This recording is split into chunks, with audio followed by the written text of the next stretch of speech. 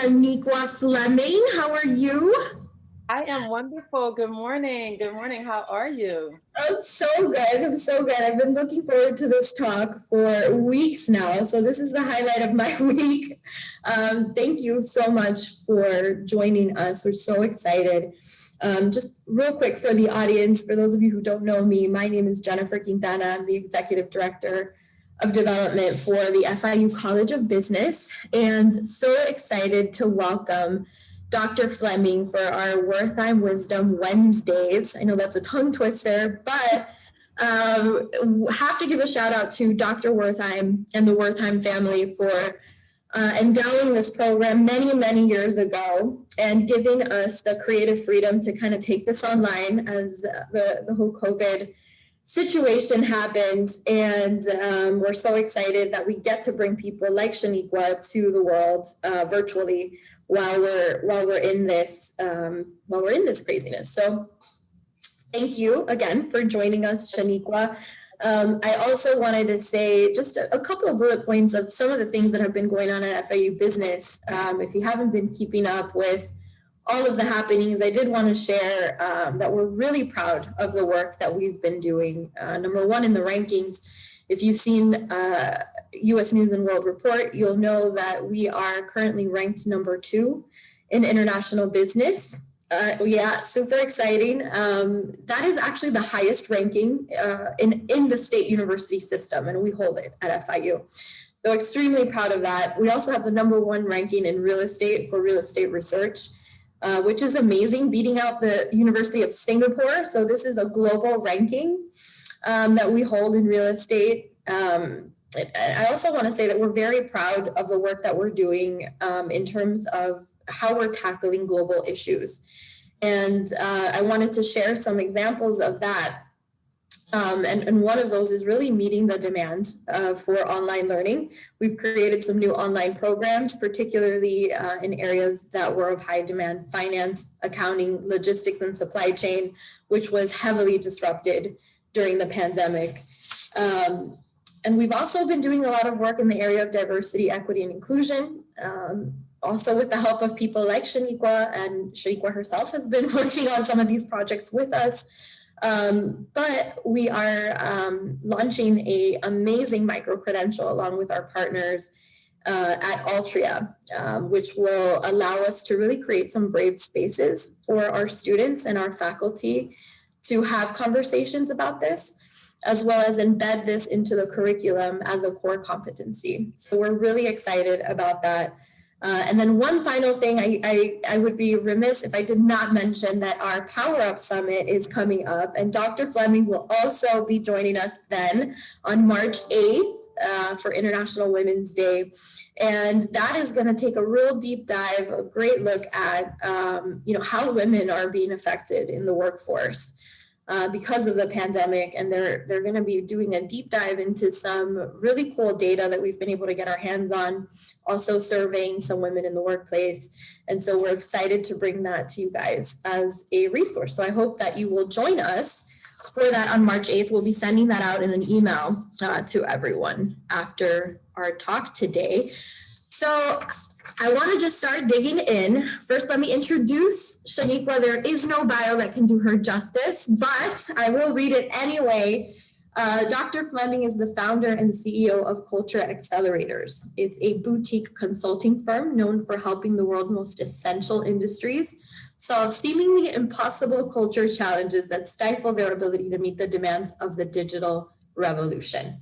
I can attest to that. She does that because she's done it for us at FIU. For more than 20 years, Shaniqua has helped organizations disrupt the status quo, build capacity, capabilities, and resilience.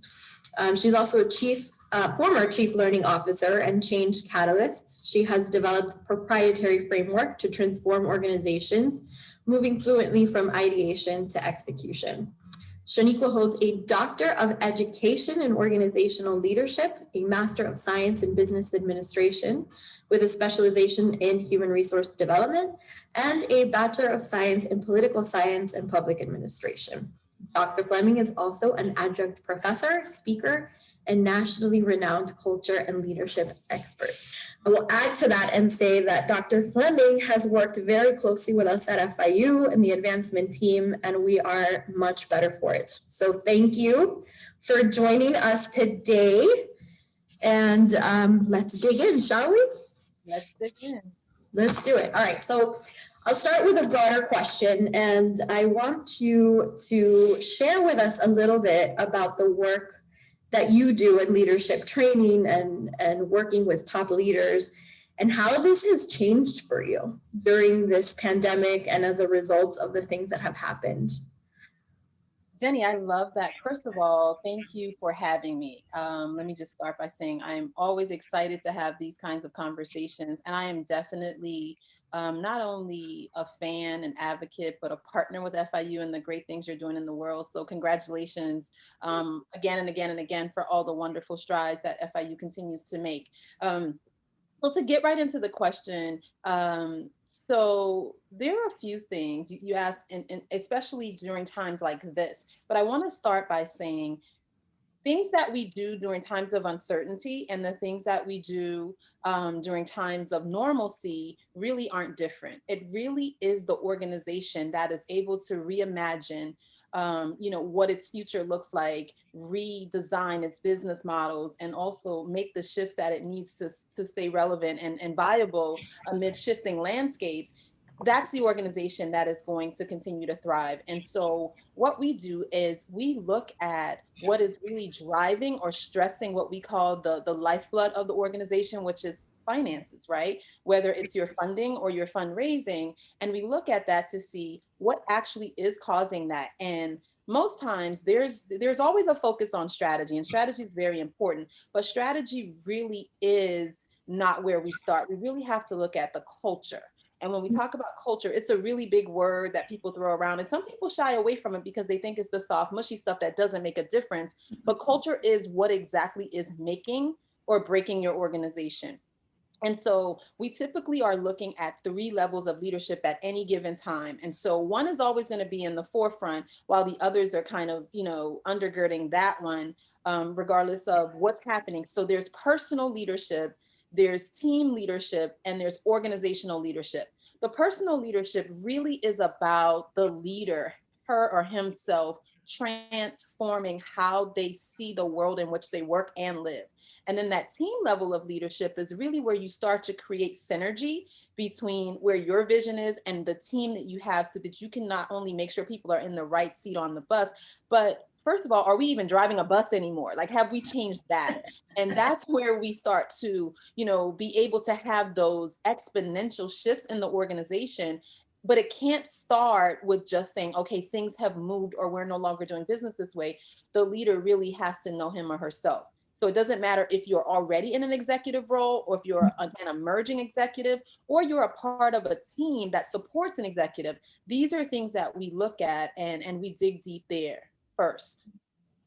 I love that. I love that. I know that you've shared, those insights with our team before, and it's extremely relevant. I mean, even in higher ed, for us. But going back to what you said about, are we even driving a bus anymore, right? So how are we reimagining ourselves and reinventing ourselves, right, during this pandemic? And so I guess my first question around that would be, how can we leverage this chaos to be better once we, get through this and in a new normal, or whatever we want to call that?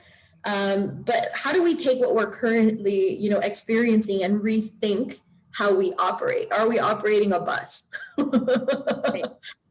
That's another great question as well. So I think the first thing I would say is, you said, how do we take this current context that we're operating in? And basically, what do we do with that? Well, the first thing I would say is, when we think about where we are, we didn't just wake up here overnight. I want to start there.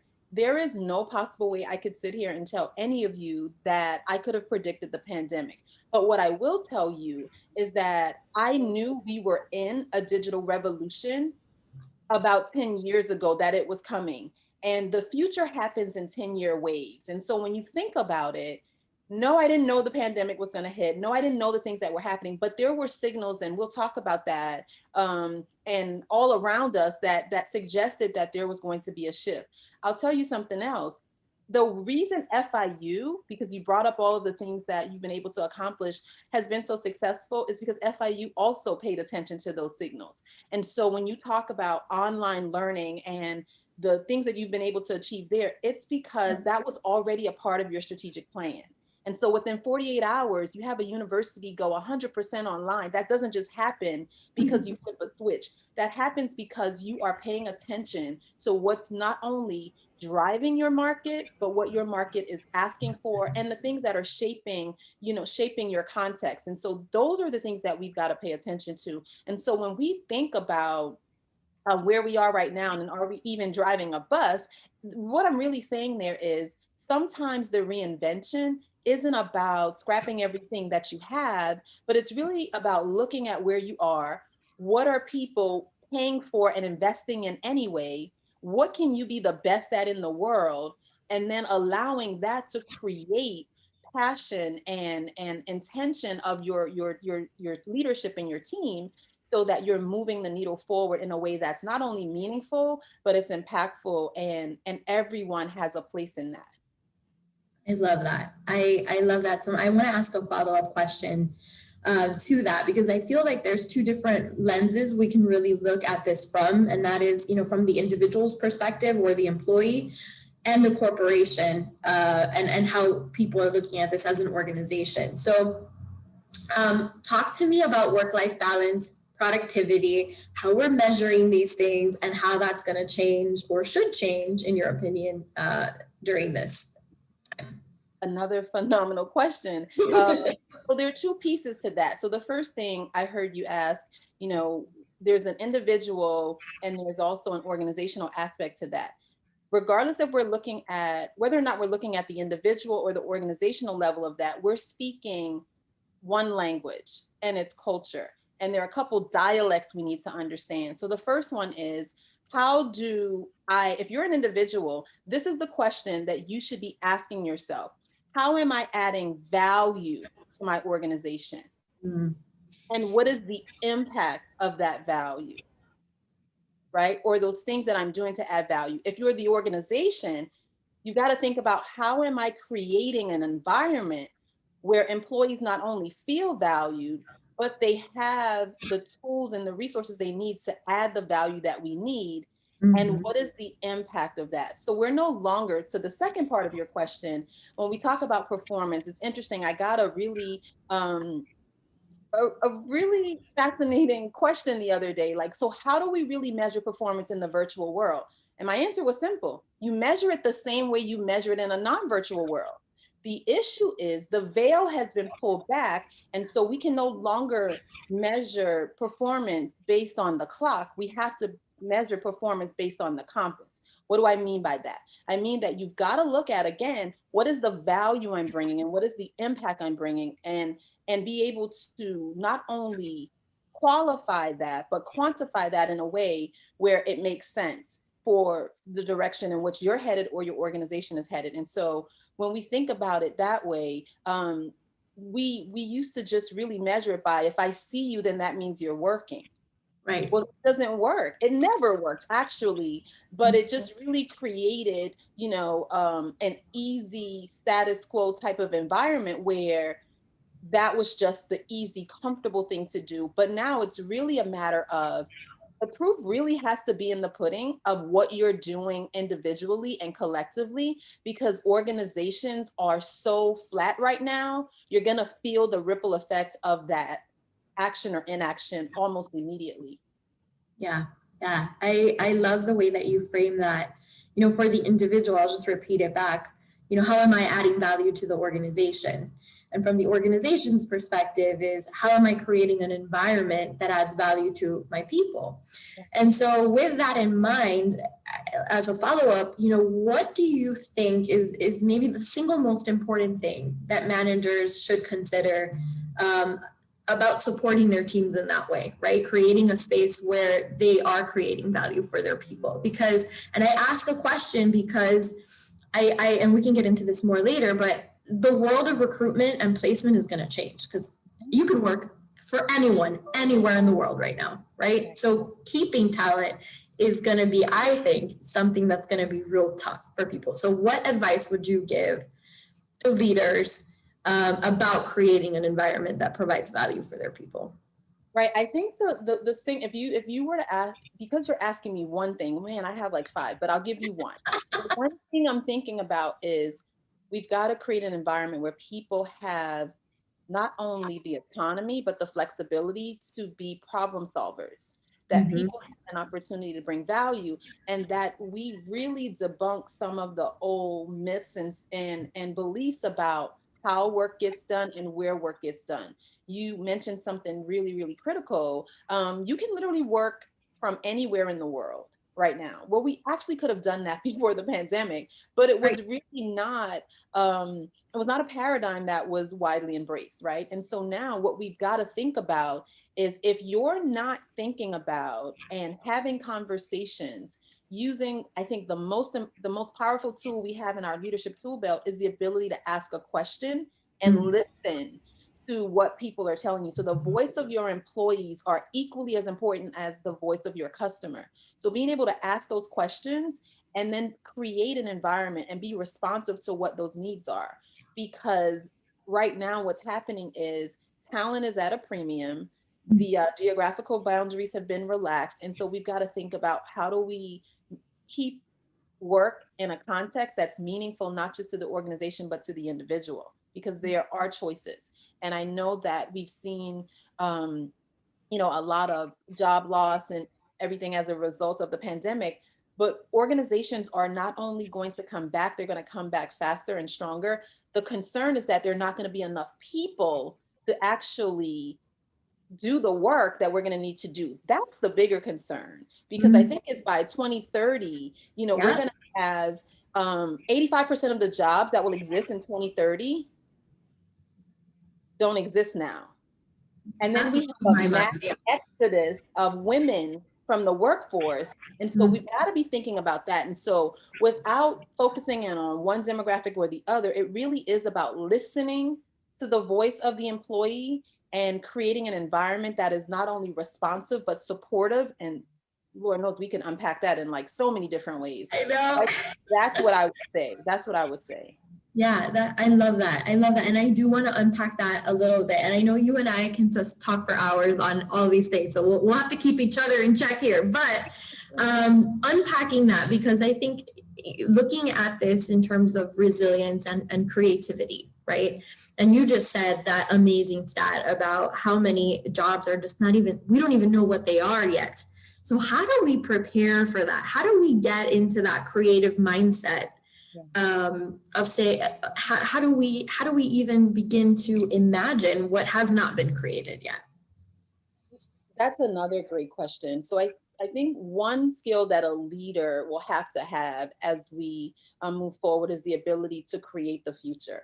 And so if it does not exist in your imagination, then you're not going to be able to create it. So you got to Right. think about, again, what are the challenges that your industry is having?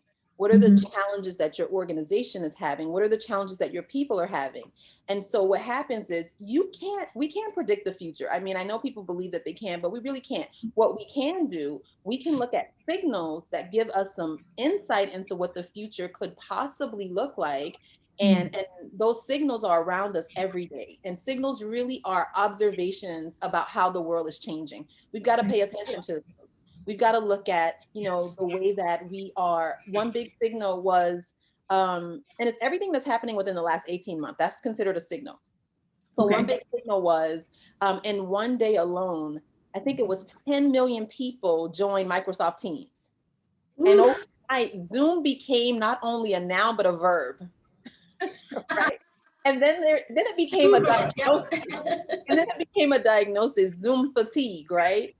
So it became a whole dialect of language all by itself. And so those are signals that tell us, I mean, and I know that this is not going to be well received by a few people, but we're never going back to life the way it was before March 2020. We're not going back. And so I because think we're that's not, a moment of silence, like people need to understand. I'm with you on that. we're never going back. In fact, we were leaving there anyway. This just accelerated the pace at which we were going to have to transition. And so those signals are around us every day. And so I encourage you to look for those signals and be responsive to those, and then allow those signals to help you identify patterns of gradual change, whether it relates to output. You brought up something, people are leaving the workforce. So what does that mean? What are we going to do? Are we going to stick our heads in the sand? Or are we going to look at that and say, what is it that we need to do so that we keep them engaged? Not necessarily differently, but creatively and innovate. How can we be innovative about how we create work, environment, and engagement? The other thing is they're drivers that really are, every signal that we see, they're being shaped by drivers, which are social, technological, economic, environmental, and political. And so those are the things that are shaping our future. It's not about whether or not we agree with those things. It's a matter of what's happening and what is the shaping force of that thing or those things that are happening. There's so much here. My page is on fire. Say that again. Sorry. We've got to be able to look at that. We've got to be able to look at that and be able to understand the story that is not only telling for us as leaders, but what is the story it's telling us as leaders in terms of how we move our organizations forward. So I wrote down like 10 questions more based on everything you just said. But the one thing that you touched on, I think we cannot have this conversation without talking about this, is how women have been so disproportionately affected during this time. And there's probably 10 questions within this alone, but we've seen women leaving the workforce in droves, and they're leaving, they're not being let go, they're leaving. And then if we want women to be part of the workforce, like really meaningful part of the workforce, how do we have to reinvent ourselves to make sure that that happens? I mean, I know that's a loaded question, but I know you work with a lot of people. And so maybe just share what you've seen and what your thoughts are on that. Right. So the first thing I'll say is I'm going to go exactly where we started this conversation. You have to look at the lifeblood of your organization. And the reason that this is a critical challenge or a critical conversation or whatever it is you want to call it to have and address is because organizations, companies cannot afford to lose women leaders. We're going to just start there. It is costly to lose women leaders. And so this possibility of losing, women in the workforce is alarming for several reasons, right? So there's not only financial consequence, but there are also social consequences. And there are also things that have to do with your pipeline. So when we talk about what do you have to do, and when you think about women leaving the workforce, you've got to dig in and really understand how do you support your workforce. So it really goes back to what I said. So now specifically looking at the demographic of women, what is it that women need in order for them to feel supported, in order for them to be at their best and do what it is they need to do to bring the creativity, innovation, the value, and create exponential impact in the organization? And so again, if we look at how organizations have been transitioning over the last, I would say 20 years, we're seeing more and more of a focus on work-life wellness, work-life, as I call it, integration. And so we're also seeing more and more people working from home. And we're also starting to understand that work and life really has to have synergy, or people are going to choose the one that's going to be there no matter what, which is family. And it's a really tough decision for some people to make, but we see that decision is being made more and more. And also we also have to understand that women have more options available to them as they exit the workplace, because the gig economy is a strong strategy for organizations in terms of not hiring employees to be a full-time part of the organization, but being able to have access to ready now talent. And so there's another benefit. And so again, it's costly not to, because they're going to be able to do the work. Remember, 85% of the jobs that we need for 2030 don't exist. And so if we don't have people for those jobs, and we have more people exiting the workforce, but there's an option for them to be able to provide ready now expertise, then supply and demand tells us one thing. Mm-hmm. that the most powerful person on the board is going to be the woman leader who can choose to be an individual contributor and have all the benefits of an organization as well as family. And so I think we've seen companies like Walmart and others really adopt an entrepreneurship model. And so I think it's time for us to think about how we work, not where we work, and Yes. more importantly, why we do the work we do. I love this entrepreneurship model. That is so, it's so interesting because one of the questions I had for you, and I'm skipping around here a little bit in terms of, just topic wise, but how are we reinventing ourselves in that way, right? So what advice then would you offer to companies as they are reinventing themselves, right? Who are we? What do we stand for? What are we trying to accomplish? And you mentioned that entrepreneur environment. So how can they become very clear about who they are as an organization and also as the individual? Right. I think it goes really back to what is the preferred future the work of your organization exists to create anyway? Right. And how do you align yourself with not only people that work in the organizations, but how do you cultivate and create partnerships with others? Because collaboration really is going to be a strategy of strength, not just for individuals, but for organizations. And so Right. really looking at how you could partner with others in your industry to really focus on what it is that you really want to do and what you bring to the marketplace, and where there's opportunity to collaborate and be able to increase your ability to get the results that you desire to get through collaboration versus maybe investing in or spending time, money, people on things that you're never going to be great at and you don't even have a desire to be great at that anyway.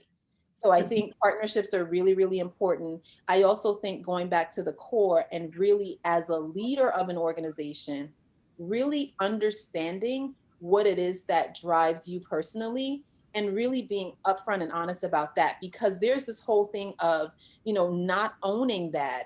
And one of the things when I get to work with really amazing leaders is I ask them, what is your vision of how this role, how this opportunity, how this organization could come to shape and elevate, not based on what was done before, because it's in the newness of that you're able to create the future. Otherwise, we continue to do the same things the way we've always done them. Mhm. And therein lies the issue that we have with status quo. The thing with status quo is right now there is no status quo. Everything is Right. flat and everyone is open to doing things new. So I Mhm. would say really take advantage of that current, because eventually the dust will settle and people will go back into the patterns of comfortability and it becomes harder. So I Yeah. think right now leaders have to really like just throw everything up against the wall per se in terms of how we do what we do and be open to that, but get crystal clear on why we do what we do and what it is that we need to be focusing on as our strategic imperatives. The how Yeah. will always be shifting. So along those lines, when you ask the question to the people that you work with, and you said, what is it that drives you personally, and what drives your vision for this role? And I thought one of the fascinating points that you brought up the other day was self-awareness, and how are we promoting that in the workplace? So can you talk a little bit about that? As I think it's really relevant to what you just said.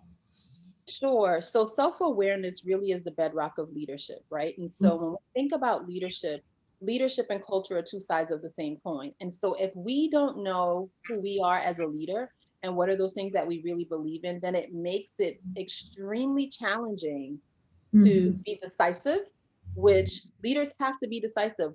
Oftentimes, we're making decisions with 60% of the information that we may need to make that decision, but we've got to make those decisions. And a lot of times, those decisions are made real time. So if you're not clear on what is an imperative for you and what is core for you, that becomes a very muddy water, right? Mhm. The other thing, Absolutely. right, with self awareness is once you know who you are, then it becomes really, really clear for others to know what you expect of them. And then you can also have conversation about where there might be disconnect.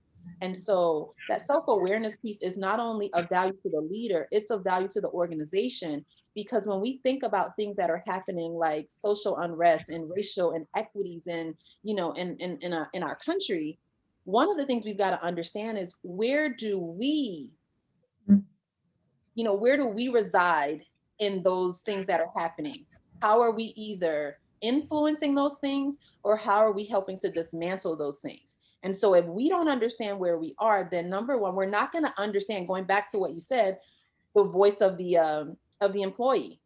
We won't hear them. We will be tone deaf, or we will find ourselves in echo chambers where we're talking to people that think just like we think, or work and move just like we move. And we run the risk of exactly what it is that we say we're about or we stand for. It becomes just a plaque on the wall or words that we utter because they sound good.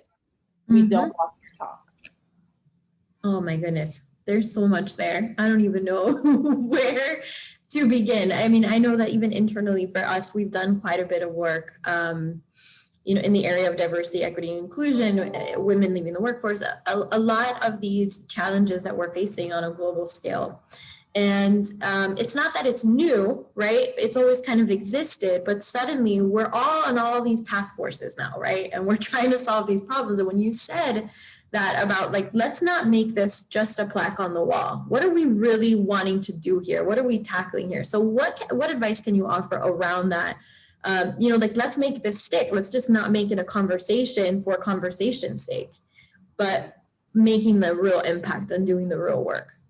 Right. So that's probably an easy but hard question to answer all at the same time.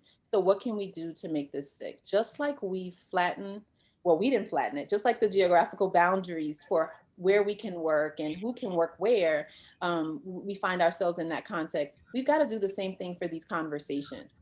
We literally a single insight can shift everything. And so we've got to have conversations about the things that we're going to make a decision on, or we need to make decisions on. And there needs to be representation, not just around the table, but there needs to be representation in the solution. And so when you think about voices that are typically left out of conversations, or voices or people that are not typically in those rooms, you've got to be able to bring someone in to bring that context and not speak for them, but allow them to speak with you. And I think what we can do is to not just assume what people need, but to ask them. Again, ask them. Open up the conversation. I'm working on several projects with regard to not just COVID-19, but diversity, equity, and inclusion. And one of the things I said, well, we can't begin to create solutions if we haven't talked to people.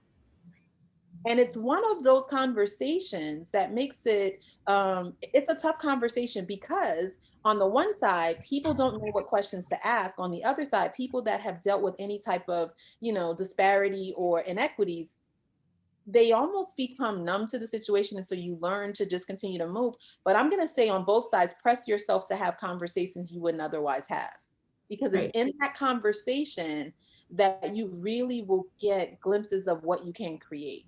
And every time you think you have the solution, peel it back another layer. That's amazing advice, Shaniqua, because a lot of times we assume what the other person needs, right? Or we assume what needs to be done because we think we know what it is, but we really haven't done the due diligence to figure that out. And what an important piece of this to really understand the root of the problems and solving them that way. I really think, do I understand, experience, and see the things that are happening with diversity, equity, inclusion? I do. But what I'm most passionate about is people being respected and people feeling like they can show up as who they are, and they can have a conversation and it's safe and it's secure, and they can be confident in offering what it is that they offer. And the stereotypes or the stigmas that might be associated with the exterior packaging, that those things go away. And that's not just from a racial perspective.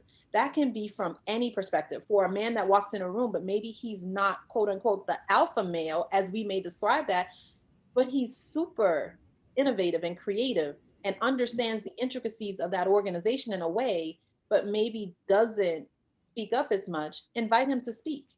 Ask Right. him what he's thinking. For the woman that, may not be at every event or everything, look at the value she brings when she is there. And so we could literally go on and on and on. For the African American that's there, don't expect me to speak for every Black person because I can't.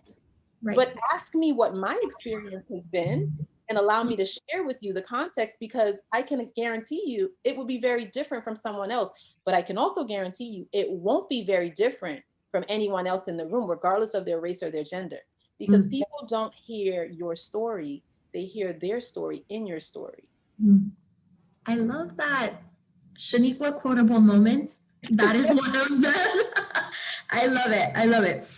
So I'm gonna take a selfish pivot here and talk about this was actually George from our foundation who asked this question. I'll throw him under the bus here, but it's relevant to so many people.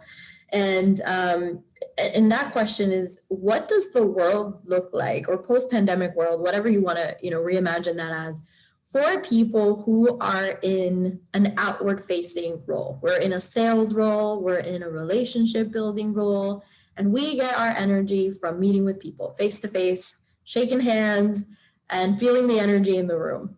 What does that look like now? And personally, I think that's everybody. Whether you're in a sales role or not, you're selling something, whether it's yourself, your company, whatever it is. So what's your opinion on that? How does that change? What does that look like moving forward? That's a great one. Right now, it still is a bit challenging because this is our room right now. But to be honest with you, I'm sitting across a computer screen from you and I feel like I'm in the room with you. And so a big part of what has to happen in those worlds where we have to interact with people is, number one, we've got to focus on not just measuring the impact of our work by meetings held or conversations that we've had, but we've really got to dig in and be able to speak to what is the value or the impact, for example, in fundraising, of the dollars raised. How did we actually create shifts in environments and organizations and industries in the world? And really be able to look at that. We've got to come, and we also have to not try to recreate what we've done simply by, saying we're going to have a Zoom meeting. We've got to Right. find ways to still get out and safely, of course, and do the things that we enjoy. But instead of measuring our performance or our progress based on meetings that we've had or people that we talk with face to face, we've got to understand how to engage digitally. And we've also got to understand how to elevate and highlight our impact in ways that show the value of what we do, that allow people, donors, for example, in this particular example, to be able to see how they are helping to solve world problems and fund ideas that create solutions for world problems. We've got to be able to look at, in organizations where maybe that's not, the core function, we've got to be able to show the impact of why what we do is important. And so creating more visibility of impact is really what we have to do right now. That's a beautiful thing. Isn't that what it's always been about, really? But we just never put it in that context because, until we were hit with this catalytic craziness, right, event. But it really has always been about that, right? And that's what I was saying earlier. The veil, we've torn the veil back, and it's never been about that. But now it's harder to hide what we really should have been elevating and highlighting in the first place. I will tell you that I think that foundations like the FIU Foundation does a phenomenal job of highlighting impact. But I can also tell you that I've seen the growth and the expansion of telling that story. So during a time like this, we've got to learn how to be great storytellers. And it's also important for us to learn how to invite others to tell their story, because that's really what you're doing. You're really giving people an opportunity to unlock their legacy. Regardless if it's fundraising or not. Regardless if it's fundraising or not. That's why we get up every morning and go to work, because we naturally want to make a difference. I don't believe there's anybody on the planet that says, boy, I'm going to get up this morning and I'm going to see just how much stuff I can just not do.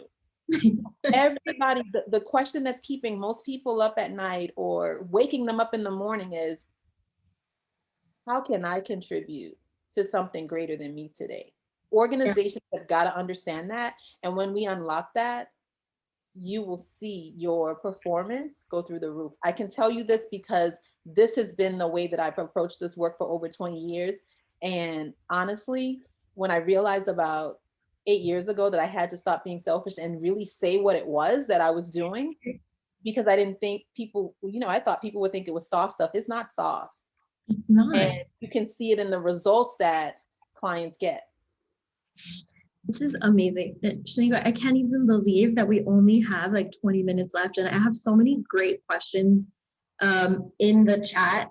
But I did want to say, with our Power Up Summit coming up, I wanted to mention that Shanika will also be joining us for that and giving an amazing talk.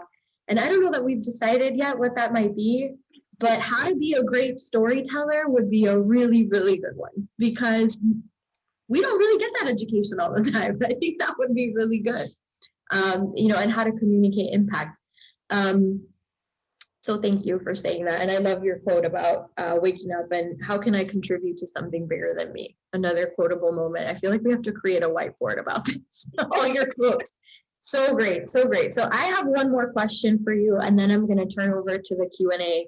And I don't know how the heck you're going to answer this because it's a loaded question, but my question is, what are we not talking about that we should be, in your opinion? So what are we not talking about that we should be? And this is the question for me, honestly. I think this is the best question you've asked me. And the way I will answer that so that we can open up for Q&A is a simple statement. Culture transformation will only happen when leadership discovery replaces leadership development. I'll talk more about that at Power Up. I love that. And we'll leave it there as a teaser, right? I love it. All right. So I'm going to run through the Q&A. I'm going to see some of which we've answered. And by the way, for those of you who have joined us, if you have a question, feel free to drop that into the Q&A feature. And if we can get to it, we definitely will. Dr. Townsend, who works with us, a faculty member here at FIU, says, what questions should we be asking ourselves to really get to the root to determine how we are adding value? So great question. Is that Felicia Townsend? Great question. Yes, it is. So there are several questions we can ask ourselves to see how we're adding value. But the one question, if you want it, one question I would say, ask yourself, what will be the impact of what I'm doing? Will this have impact? Not what will be. Will this have impact 5 minutes from now, 5 days from now, 5 years from now, 5 centuries from now? I don't know who's going to be around for 5 centuries, but you get it. We get it. Right. So asking, what is it long-term or is it short-term? So, right. So whatever you're doing, it should be able to give you immediate impact, but long-term value. And so if you're going to take on a meeting and it might make you feel good to be there, but can somebody else do this? Is this the best, highest use of my time? That's also another way you can frame that question. Is this the best and highest use of my time? And what will be the return on this investment for me, my team, and my organization? I love that. I love that. You can determine, is this something we're going to invest in? I love that. I love everything about that. All right, we might come back to that, but let's keep going down the chat. Our very own Yanine, who was on our development team and now a faculty member at FIU, and you guys might know her as the Win Woman, amazing leader in our community. She asks, as a team leader, how do you facilitate a culture of respect where your team members feel safe being who they are? Oh, that's a great question. So I think the first thing is, let's break culture down a bit. So culture is a big, hairy word, but literally what it is shared experiences, values and beliefs, and how we reward and how we actually, what gets rewarded gets repeated. So if we want people to feel safe, the first thing a leader has to do is go first. So we talk about the V word, the vulnerability word, but vulnerability really isn't about, just telling your deepest and darkest of everything, but it's really saying, you know what? I too am challenged with this. Or, you know what? I thought about what you said, and initially I wanted to just being very honest. I don't Mhm. understand how this is going to add value. I don't understand why we would focus on this. Help me understand, help me see what I'm not seeing. And then giving that person space to share and bring their ideas forward, because that's a safe space when we continue to have conversations and interactions where people can share in the learning, share in the growth, but also share in how we resolve the challenges. And most importantly, when encourage people to make mistakes and fail, Mhm. because that's really the test of whether or not we walk our talk. When things didn't go as planned, what do we do to support people to learn from that? Right. I love that. I love that. So, for example, I'll give an example and a follow-up question to this. We're working with several donors who are trying to, corporate donors who are trying to get their people to share more openly about their personal experiences, what they need help with, what they want more of. And they find that they have a very hard time getting their employees to give them that feedback, maybe because of fear of whatever retaliation or how the feedback is going to be taken. So when you say what gets rewarded gets repeated, what are some of the reward systems that you might recommend in that space? That's a great question. And I'm going to give you the answer that every great consultant gives. It depends. Okay. The reason I say it depends is because how high are the stakes for someone to be involved in this courageous conversation? Mm, And so you want to start where, there may not be, no one's going to die, right? We definitely don't want to start there, but right. we want to start somewhere where we can learn, and you really want to create an environment of learning. I've Mm, watched some of the most phenomenal leaders deal with some really, really challenging things. And what I admired about them most was they allowed that leader on their team to navigate how they were going to resolve the issue. As much as you want to jump in and solve it for them, you can't do that. Because mm. when you jump in and solve it for them, essentially what you're saying is, I don't trust you, I don't think you're competent, and you can't do this. Will they do it the way that you'll do it? Probably never. They may do it better than what you would have done. Oftentimes, they do it better than what we would have done. And so you've really got to cultivate a learning environment where you celebrate things that people have tried. Google has a whole, I don't know if you're familiar with Google X. Google Mm. X has there's a whole platform, all the things that never went to market. And Wow. they figure out how they can bring those things forward. That's very cool. That is very cool. So yeah, I agree with you. I mean, I think a lot of these conversations are very personal and very high stakes at some levels. When you're having particularly conversations around diversity, equity, and inclusion, people just kind of like we're like, whoa, I don't want to offend anyone. I don't want to say something that's out of place, and it creates an interesting environment. But I love that you say just allowing people to navigate for themselves and let them. And give them honest feedback. So if I Yeah. make a mistake, don't just say, oh my gosh, this really was a big deal and she just totally flopped. Like, let's have a conversation about it. Yeah, Don't just absolutely. have the conversation after the mistake. Be very clear with me up front. Here is what we're investing in this. It's a big deal. Yeah. I remember working with a healthcare system, and they had a surgeon that really had just moved into the administrative role. And Mhm. so there was a particular case where he just kept ordering blood and kept ordering blood. And from an administrative perspective, that's expensive. Mm. But because that surgeon was doing what he did, from a technical or a clinical perspective, that chief medical officer did not. He kept approving every time it came through. But after that case was done and they debriefed, he said to him, "Why did you order so much blood? Is Mm. there a way we could have done this differently?" And that surgeon was able to, number one, reflect on what he had done, but also improve his practice in surgery but he also felt supported that the decision he was making as a surgeon was not being questioned because his first priority was to save the life of that patient. Wow, that is so powerful. Very expensive for the healthcare system. But again, nobody died. But nobody died this time because the leader was supported to make the decision that he felt was best in the moment. That's a lot amazing. of people struggle with that. Such a powerful story. Couple of follow-up questions to that I'm looking at in the chat. Going back to the self-awareness piece, this is specifically about leaders who lead other leaders. How do we support them in becoming more self-aware? If you're a leader who leads other leaders. Leaders leading other leaders, that's a really great one. One of the things that we can do to help them become more self-aware is to not only invite them to get feedback from others, but have that as an expectation that they hear the voice of the people that they lead. And then support them in what they need to do to, number one, take corrective actions that they may need to, or progressive development things that they can do.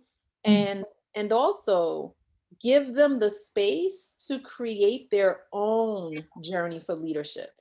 Not have the expectation that they're going to lead like you, or they're going to do it the way that you do it. And respect is very different, right? So we want to make sure that we respect them and how we do that. But the way that we are able to calibrate what respect looks like for me, or what growth looks like for you, or whatever it is to be very clear about what it looks like, feels like, and sounds like when I'm doing the things that I should be doing as a leader, and how I should be moving my team forward. Those are those core competencies that you can develop in your organization based on your core values. And so I love when, people say, well, it's different from person to person for whatever it is. And so if you're leading other leaders, have some clarity around what those core leadership competencies are and what they look like, what they feel like, and what they sound like in your organization. Yeah. It sounds like there's a common theme throughout our talk today, and that is just ask questions. Ask questions, ask for feedback, ask for clarification or whatever is needed in the moment. I think that's really, really powerful. I did want to clarify one thing, because we had a question in the chat about if we're talking about that most of the jobs today will not exist in 2030. And I want to clarify that that's not what's being said here. What's being said is that there's going to be so many new roles, and we don't know what they are yet. Did you want to share anything additional about that, Shaniqua, about just these roles just haven't been created, so there is going to be a lot of quick innovation happening in the next year. So in the next 10 years, like I mentioned, maybe some questions ago, the future is really created in 10-year waves, right? And so what's going to be happening in 2030?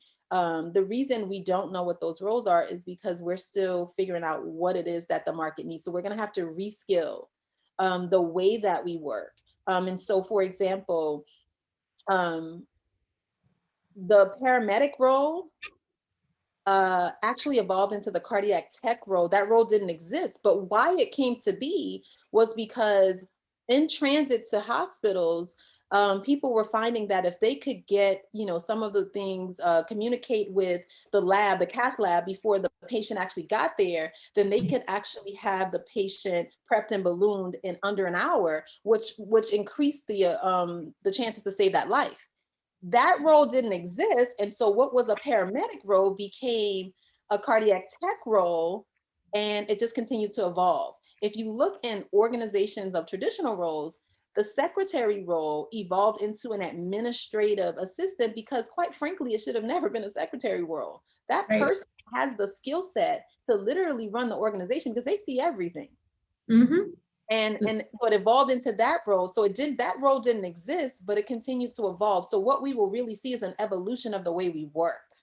It's probably, we could couch that. And we're also going to see new things enter. So there will be some new, but it's not going to be like they just fell out of the sky. It's going to be because the way that we need to create responsiveness to the results that we're trying to get, the old ways of doing that will no longer work.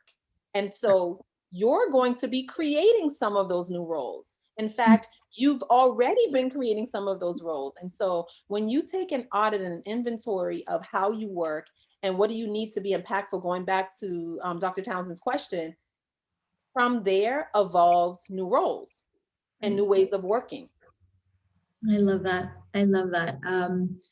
So many great examples here. And I cannot believe that we're almost out of time. And so I want to just give the opportunity, Shaniqua, if there's anything that we have not covered today that you wanted to add, or just any piece of advice just to close it out for us. I think we've covered quite a bit, but what I would say is, one thing that we typically don't talk about, just to go a little bit deeper into how culture transformation really happens with leadership discovery and not development.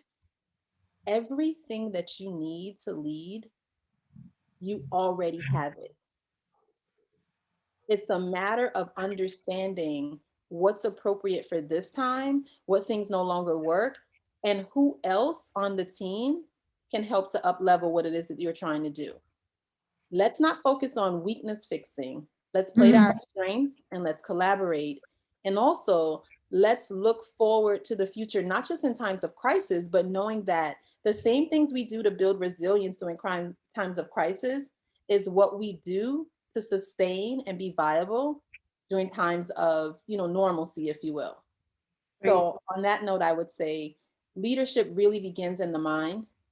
And so cultivating a mindset of every question that you have, who will I have to be as a leader to create the outcomes that I want in my team, that I want in my organization? That is a question that I would impress upon all of you to ask yourself every day, throughout the day, several times a day. Who do I have to be to get the outcome that I want? I love that. I love that. We're going to just have to create Shaniqua quotable moments, and that will be its own series. I'm saying it live, people. We're going to do it.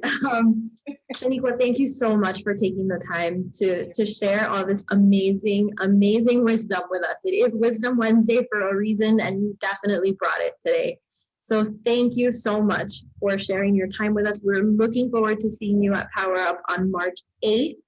We're looking at a live sort of interactive session where we can also provide some networking opportunities for those who attend. I know that's kind of been sort of the sad side of having to do things virtually, is that when we go to conferences, we don't have that face-to-face interaction with other people, but we do intend to create a networking opportunity, even though it will be virtual, but we'll have breakout rooms and we'll have opportunities for people to network into, in addition to some really great content. So I hope you guys will join us. Thank you again, Dr. Fleming, for your time and for sharing so much great stuff with us. All right, everyone. Thank you for joining us.